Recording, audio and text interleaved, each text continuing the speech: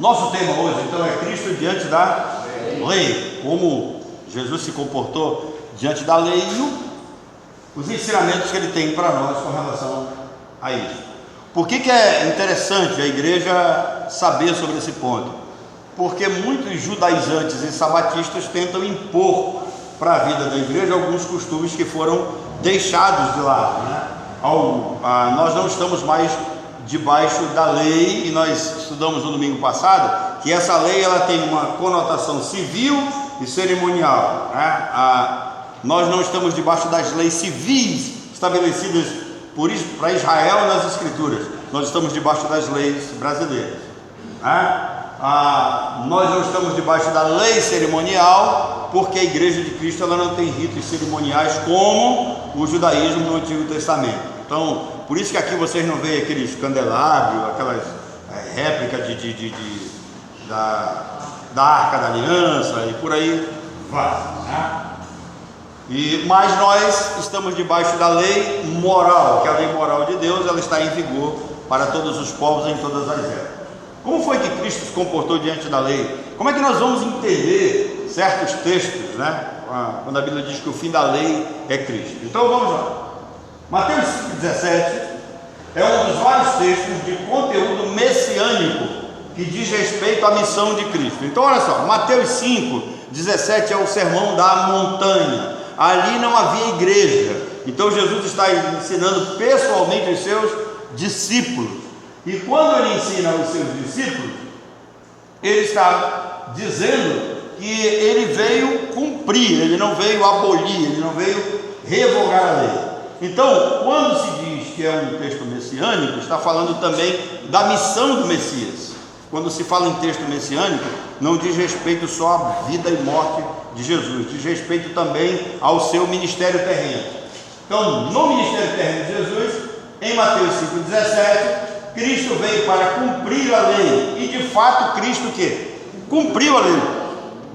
Se ele não tivesse cumprido, ele teria sido acusado, né, de todo tipo de pecado. Então isso significa que ele foi o quê? Irrepreensível. Nós estávamos trabalhando aqui ontem, né, e eu falei para o Jaimson, né, o que era irrepreensível no grego, quando Paulo escreve a Timóteo. Qual é o sentido da palavra irrepreensível? Eu ia perguntar dele, já dei a resposta. Então Paulo diz que o irrepreensível não significa que ele não tenha pecado, mas significa que ele seja como uma panela sem cabo. Você já cozinhou com uma panela sem cabo?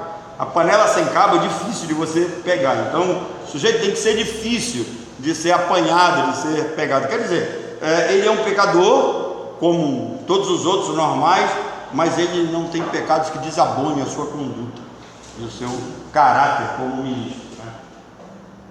Então, isso significa que Cristo o quê? Cristo foi irrepreensível. Ele não deu motivo para ninguém agarrá-lo, para ninguém condená-lo, para ninguém... Quantos de nós aqui teria coragem de dizer, como Jesus disse, né? Quem de vocês aí me acusa de pecado?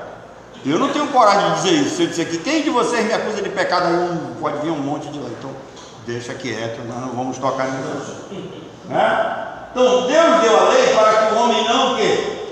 Seguisse o seu próprio padrão moral. Para que Deus deu a lei? Deus deu a lei para que nós não vivêssemos como no período dos juízes. Vocês já viram como é que termina o livro dos juízes? Naqueles dias não havia rei em Israel, cada um fazia o que achava mais reto. Então Deus deu a sua lei para que o homem não seguisse o seu próprio padrão moral, né? E nós estamos com um problema nos nossos dias, e hoje cada um faz a sua interpretação particular, né? O chamado politicamente correto, ninguém pode entrar nos meandros particulares dos outros, e aí a nossa sociedade está virando essa bagunça, né? Mas Deus deu a lei para que o homem não seguisse o seu próprio padrão moral. Por que ele fez isso? Porque Deus é um ser moral, tá? Deus não deu a lei esperando que fôssemos o quê?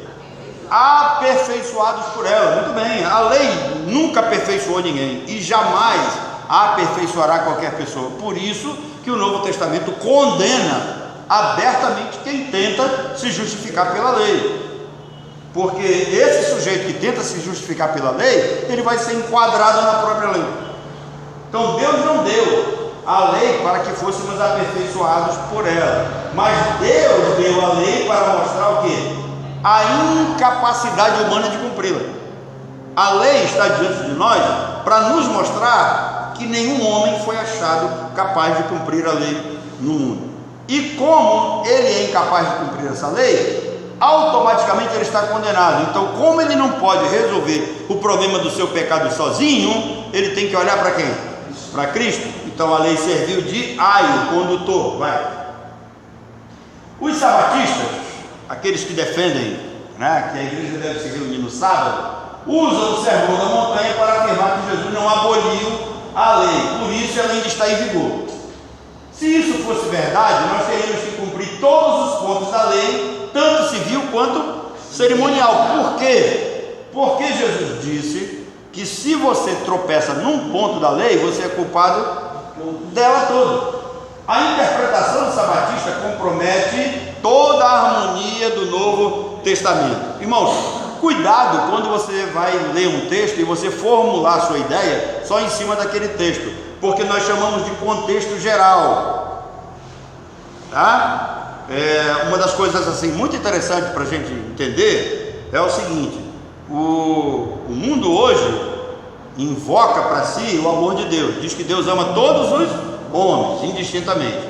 O povo pega esse ponto para dizer o quê? Que Deus não faz discriminação de pecados, tá? Deus ama todas as pessoas, e aí isso vai dar margem para o universalismo. No final, Deus é amoroso, bondoso, vai salvar todos os homens. Isso não é verdade, porque Deus derrama a sua ira sobre a terra, existem pessoas que estão debaixo da ira de Deus, tá? O João capítulo 13, versículo 1 vai dizer que Deus ama apenas os seus escolhidos, e acabou, por aí vai. Quando nós pegamos a originalidade, o texto escrito mais próximo do seu original, a Bíblia é bem clara: Deus amou a Jacó e odiou Esaú. Se você quiser ler lá, tá? A versão trinitariana vai ensinar isso. Então, nós temos que entender que os textos que nós lemos, eles devem estar dentro do contexto geral do Novo Testamento, ou da própria Escritura. Então, como Jesus não aboliu a lei, se Romanos 10,4 diz que o fim da lei é Cristo? Vocês sabem o que é o fim. A lei, ela cessa em Cristo. Cristo cumpre por nós e acabou. Gálatas 3,25. Mas depois que veio a fé, já não estamos o quê? Debaixo do aio. Já não estamos mais debaixo de um condutor. Já não estamos mais debaixo da lei, porque veio a fé. E o texto que nós lemos diz: vocês receberam o Espírito pelas obras da lei ou pela pregação da fé? Foi pela pregação da fé. Efésios 2,15 vai dizer que Jesus na sua carne desfez o quê? A inimizade, isto é, a lei dos que consistia em ordenanças. Ele está falando aqui cerimônia, tá? E que Jesus aboliu na sua carne. Por exemplo, a questão do sacrifício do cordeiro. Hebreus vai nos ensinar. Antigamente, o povo de Israel tinha que sacrificar aquele animal diariamente, né, constantemente, para que o povo se sentisse perdoado. Aí o escritor da carta aos Hebreus diz que veio Jesus Cristo e fez um único sacrifício em nosso lugar, e não precisa mais fazer o quê? Esses sacrifícios, aquelas ofertas que eram feitas com a farinha de trigo, entre outros, né? Pão que era comido com ervas amargas, não precisa mais, porque Jesus desfez na sua carne essas ordenanças. Esses textos mostram que Jesus jamais pensou em o quê? Em manter a lei. Jesus não veio a esse mundo para manter a lei, porque a lei, ela não aperfeiçoava, e se ela não aperfeiçoava, ela era imperfeita. Então Cristo, ele é perfeito acima da lei. A carta aos Hebreus vai dizer isso: Jesus está acima dos profetas, está acima dos anjos, ele é perfeito.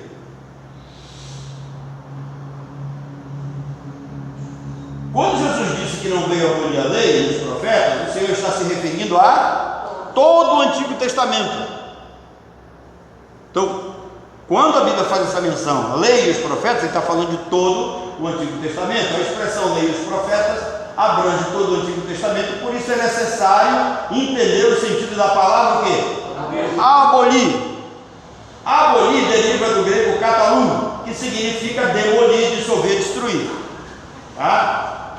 Essa palavra, katalum, aparece 17 vezes no Novo Testamento. Jesus usou ao profetizar a destruição do templo de Jerusalém.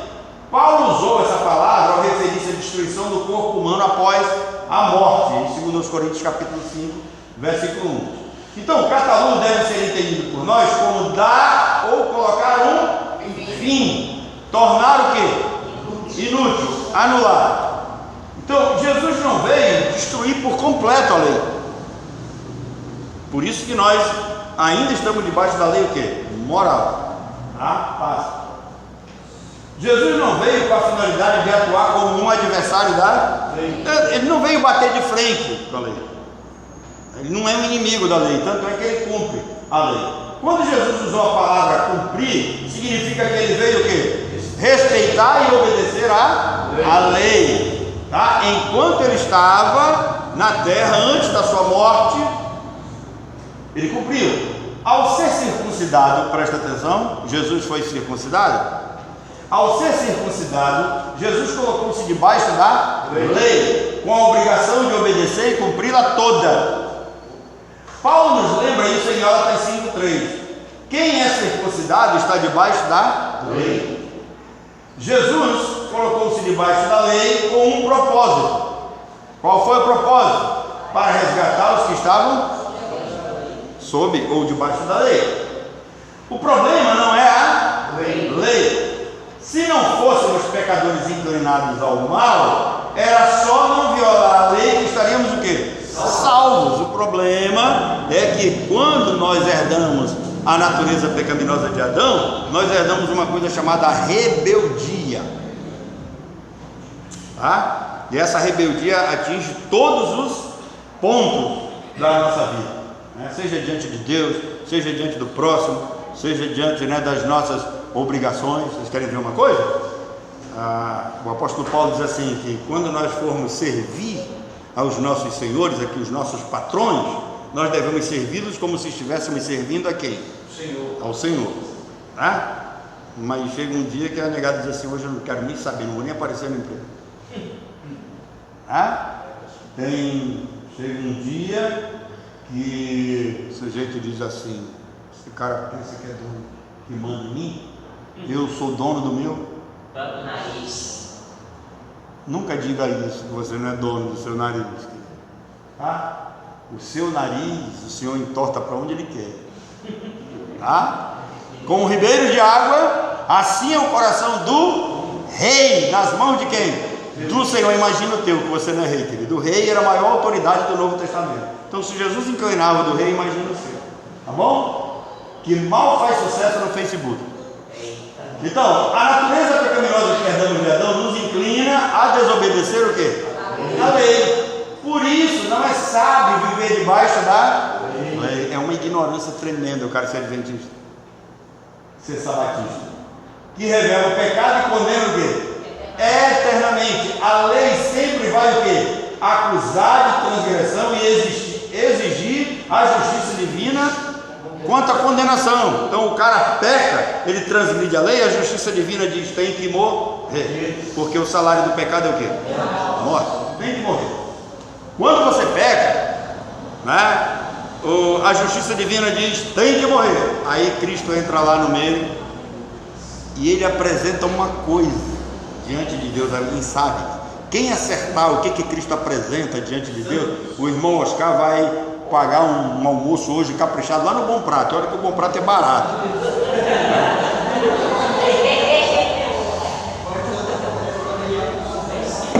O que Jesus apresenta diante de Deus para que você não seja condenado de novo?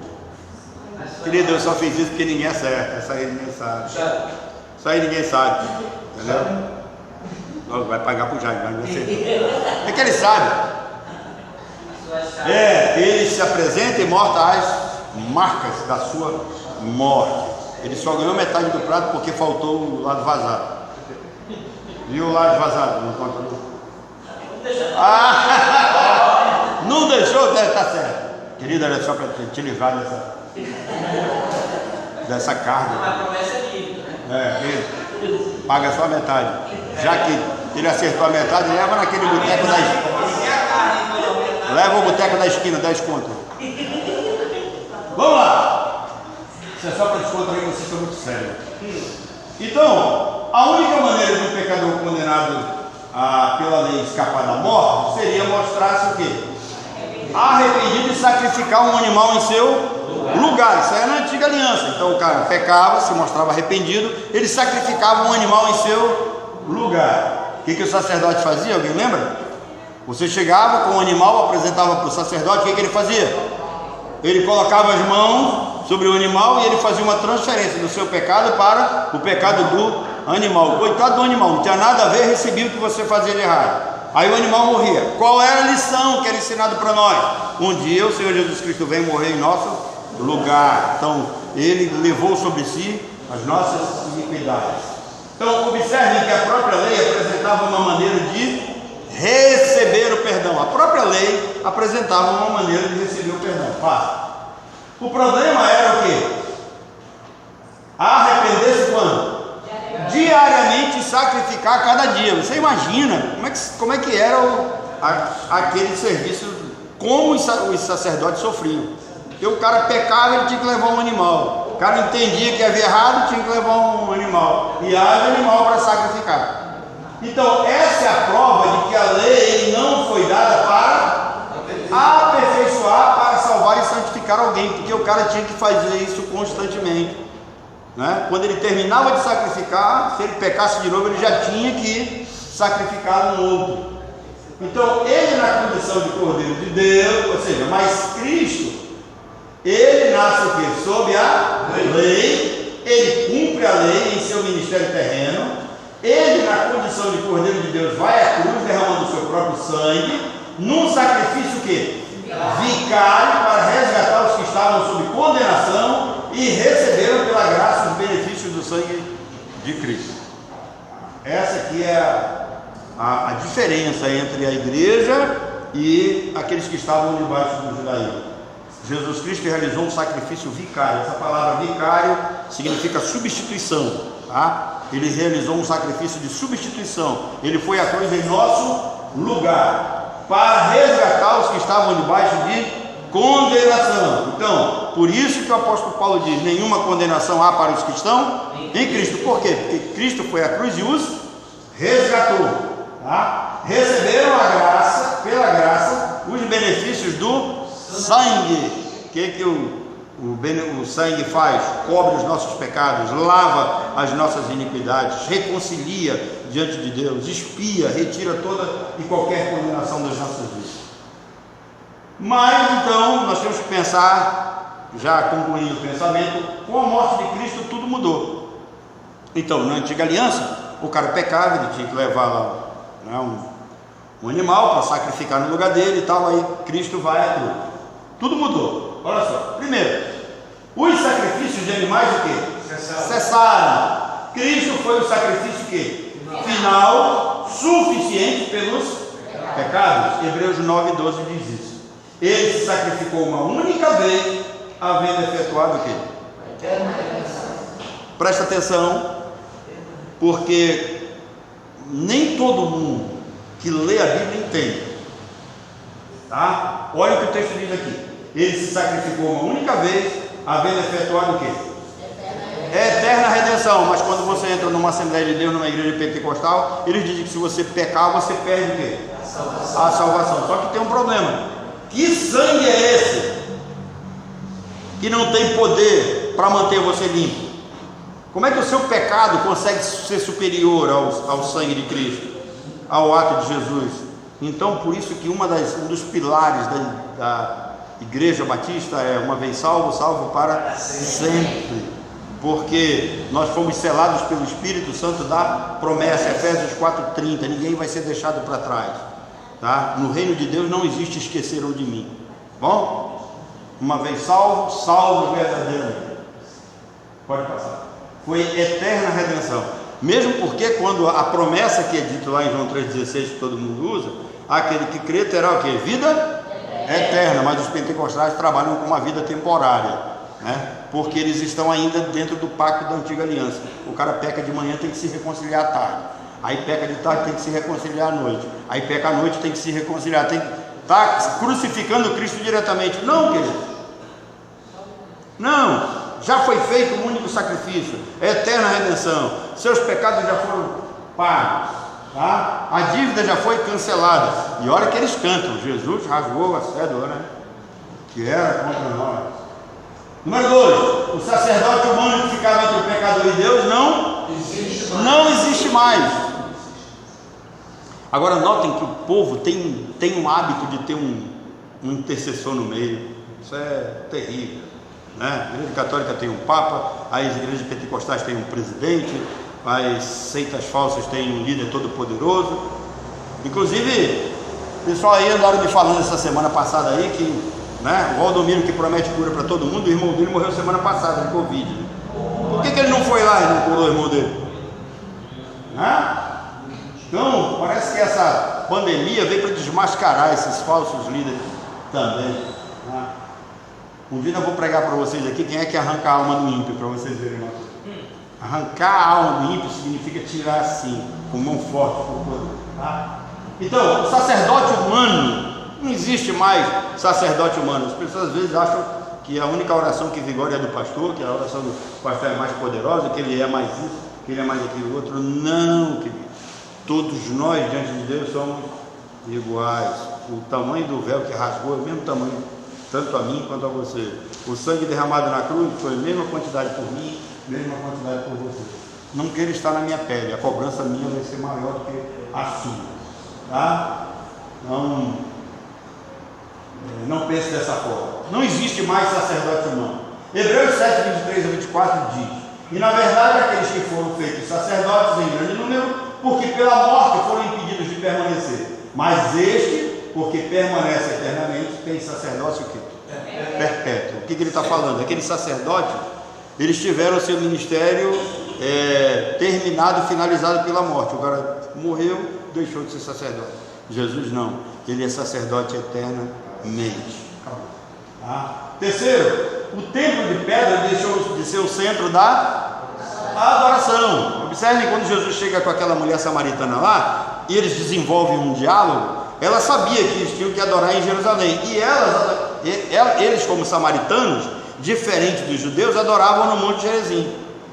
Então, o templo de pedra deixou de ser o centro, né? O Ben Hamikdash no hebraico, né? Templo sagrado. Em João 4, 21 a 23, Jesus disse à samaritana: mulher, podes crer-me que a hora vem, quando nem neste monte, nem em Jerusalém adorareis o Pai.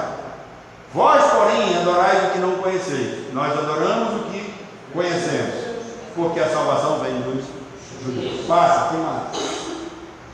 Mas vem a hora, e já chegou, em que os verdadeiros adoradores adorarão o Pai em espírito e em verdade, porque são estes que o Pai procura para seus adoradores. Deus é espírito, importa que os seus adoradores o adorem em espírito e em verdade. Observem que só a igreja pode adorar em espírito e em verdade. Os judeus tinham a verdade, mas não tinham o Espírito Santo habitando neles. Os samaritanos não tinham nem verdade nem espírito. Somente nós temos a verdade da palavra de Deus nas nossas mãos e o Espírito Santo habitando no nosso interior. Número 4, leis alimentícias que diferenciavam Israel das demais nações foram o quê? Finalizadas, tá? Então não tem mais essa questão, essa problemática de alimentação. O apóstolo Paulo disse: olha, comei de tudo que se vende o quê? No mercado. Se você quiser comer, come, né? Eu sei que nós temos um problema aí com os chineses, os caras comem as imundícias deles lá, né? Não faz parte da nossa cultura, mas o problema deles, eles gostam, né? Marcos 7, 18 e 19, olha só. E ele disse: assim também vós estáis sem o quê? Sem entendimento. Vocês estão sem noção? Não compreendeis que tudo que de fora entra no homem não pode o quê? Contaminar, porque não entra no seu coração, mas no ventre, e é lançado fora. grupo assim diz para você: olha, vocês não podem comer carne de porco, porque é proibido lá no Antigo Testamento. Aí Jesus diz assim para eles: vem cá, vocês são sem entendimento? Que tipo de juízo vocês têm? Que história é essa? Como é que não pode comer se aquilo que entra pela boca não contamina o homem? Aquilo que entra pela boca não vai para o coração. E lembrem-se que coração na Bíblia é isso aqui. Aquilo que você come não vem para cá. Aquilo que você come vem para cá, não é?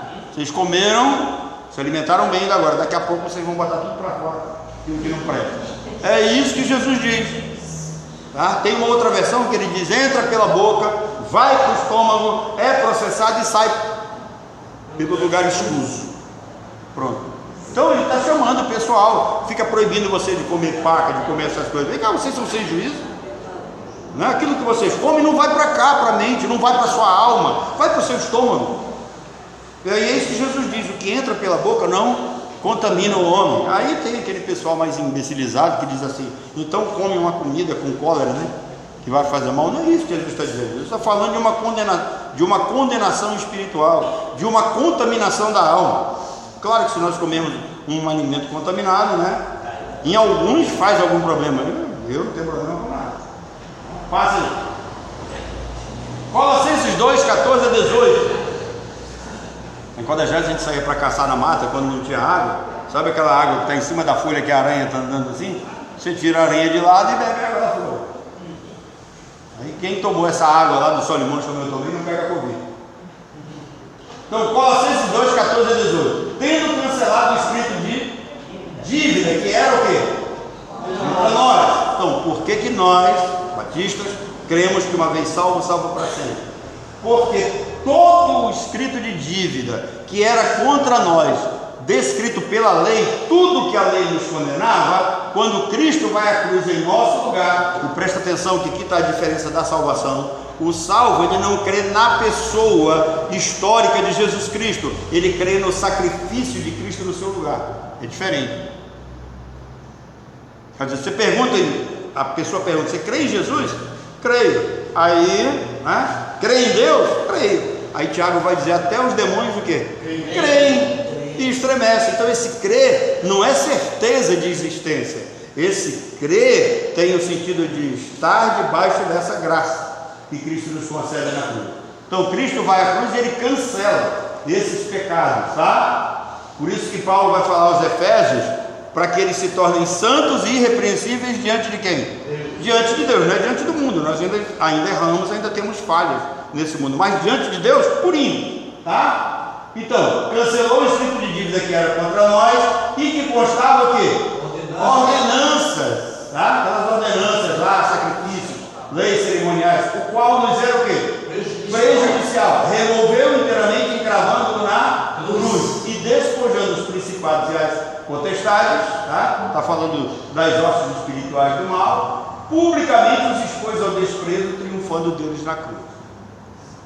É como se Cristo pegasse toda essa legislação, os demônios, Satanás, acorrentasse e botasse atrás dele e levasse para todo mundo ver. Está aí, tudo morto. Aí ele vai trazer o resultado para nós. Diante disso aqui, ó, ninguém pois vos julgue por causa de quê? Comida, de bebida, ou dia de festa, ou lua nova, tá? Então ninguém julga aquilo que você come. Se você adora um jaraqui, não chama Nira, mas também não condena ela, tá? Né? Ou dia de festa, ou lua nova, ou sábados, está aqui, ó, ou sábado, porque tudo isso tem sido sombra das coisas que haviam de vir, porém o corpo é de Cristo, tá? Quando alguém vier falar para você: ah, mas vocês adoram no domingo, vocês têm que adorar no sábado, está aqui, ninguém pois vos julgue porque você adora no domingo, né? Ninguém se faça o quê? Árbitro. O que é árbitro? Juiz, todos sabem, principalmente a torcida do Flamengo, sabe muito o que é árbitro, porque o árbitro sempre dá uma força, né, a mais para a torcida do Flamengo. Então, ninguém se faça árbitro contra vós outros, pretextando o quê?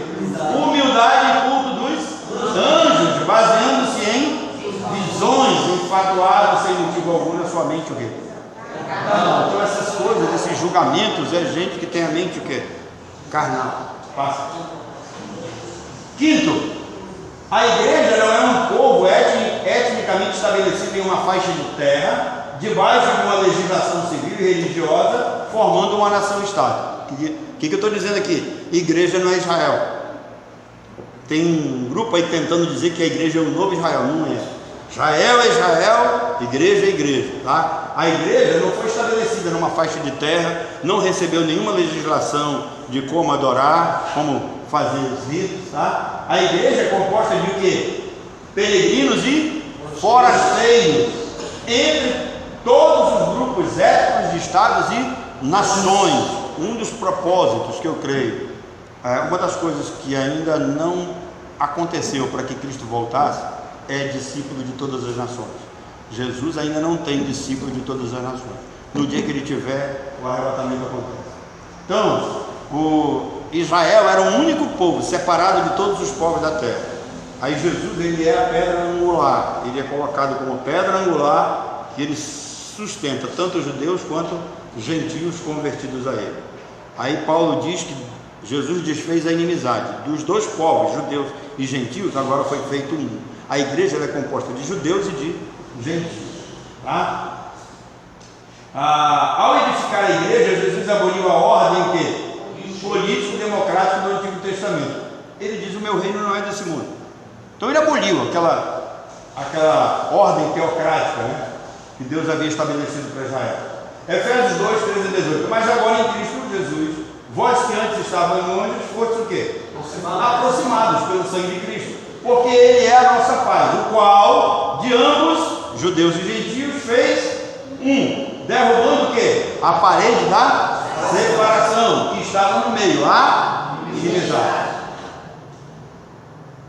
Aboliu na sua carne que a lei dos mandamentos, na forma de quê? Ordenanças. Observa que ele mantém a lei moral, a lei cerimonial não, né? Para que dos dois criassem em si mesmo um novo quê? Homem, fazendo o quê? A paz, e reconciliassem ambos em um só corpo com Deus, por intermédio da cruz, destruindo por ele a inimizade. E vindo evangelizou paz após outros que estavam longe, e paz também aos que estavam perto, judeus e gentios. Porque por ele ambos temos acesso ao Pai em um Espírito. Então Jesus veio, cumpriu a lei, foi à cruz e libertou da lei os seus, e aboliu na sua carne a lei civil e cerimonial. Aboliu todo o sistema político religioso, criando de judeus e gentios um só povo para a glória do seu nome. Que Deus nos abençoe. Alguma